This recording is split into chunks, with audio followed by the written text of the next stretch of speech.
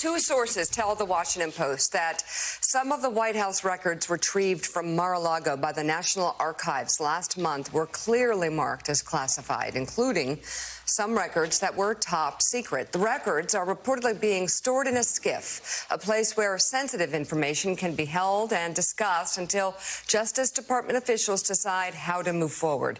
Yesterday, we reported the National Archives has asked the DOJ to examine Donald Trump's handling of White House records after retrieving 15 boxes of material from the president's Florida residence and after receiving records that were ripped up and taped back together.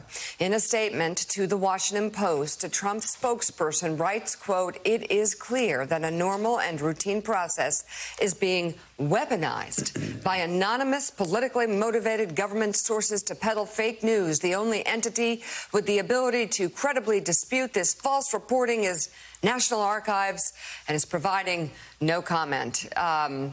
Joe, it's just another kind of little mini scandal and a long line of them as Trump leaves the White House, a trail of them. Yeah.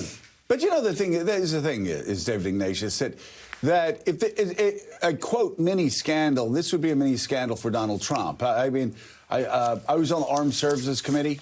If either myself as a congressperson or anybody else on that committee took top secret records and took them from that we saw at the Armed Services Committee and took them home, especially after we got out of Congress, the FBI would come after us. I would guess the Department of Justice would come after us.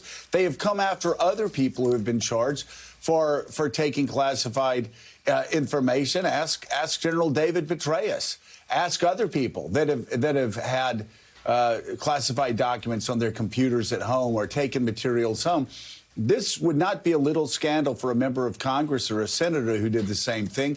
They would be lawyering up right now and knowing the DOJ would be coming after them. So I guess the question is, does Donald Trump continue to live by a different standard than even senators and congressmen on Capitol Hill?